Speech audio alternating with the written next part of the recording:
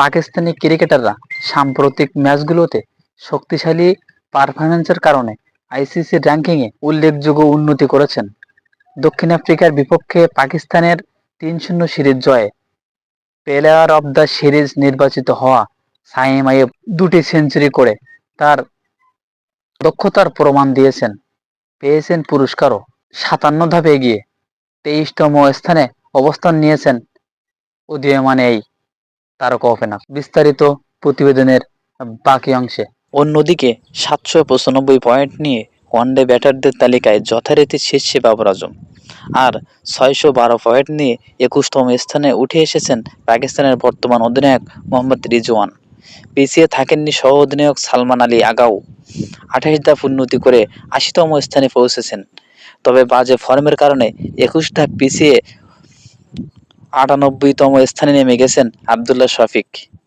সদ্য শেষ হওয়া সিরিজে ৩টি ডাক মারেন এই ওপেনার। এদিকে ফখর জামান এবং ইমামুল হক এক ধাপ করে পিছিয়ে যথাক্রমে ১৭তম এবং ১৯তম স্থানে রয়েছেন।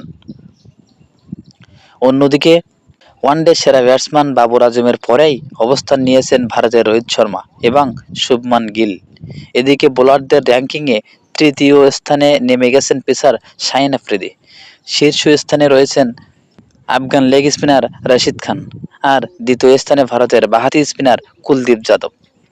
পাকিস্তানি পেসার হারিস রৌফ তেমন ভালো না করায় নেমে গেছেন ১৬তম স্থানে। তবে ১০ ধাপ এগিয়ে ৫১তম স্থানে পৌঁছেছেন নাসিম শাহ। এদিকে টি-টোয়েন্টি র্যাঙ্কিংয়ে ব্যাটারদের মধ্যে বাবর আজম এবং মোহাম্মদ রিজওয়ান যথাক্রমে ষষ্ঠ এবং অষ্টম স্থানে রয়েছেন। সাইম আইয়ুব উঠেছেন ৫৭তম স্থানে। ফখর জামান এবং ইফতিখার আহমেদও সামান্য উন্নতি করেছেন।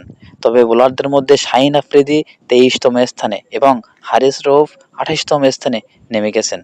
টেস্ট র্যাঙ্কিংয়ে ব্যাটসম্যানদের মধ্যে বাবর আজম ১৫তম স্থানে উঠেছেন। সালমান আলী আগা এবং মোহাম্মদ রিজওয়ান যথাক্রমে ১৮তম এবং ১৯তম স্থানে উন্নতি করেছেন। তবে ইমামুল হক এবং আবদুল্লাহ শফিক পিছিয়ে পড়েছেন। বোলারদের মধ্যে নোমান আলী নবম স্থানে উঠে টপ 10-এ প্রবেশ করেছেন। শাহিন আফ্রিদি ১৮তম এবং নাসিম শাহ ৪১তম স্থানে রয়েছেন। Aminur Rahman, AH24 sports news. নিয়মিত এইরকম ইন্টারেস্টিং স্পোর্টস নিউজ ভিডিও পেতে আমাদের পেজটি অবশ্যই ফলো করে রাখুন। থ্যাঙ্কস।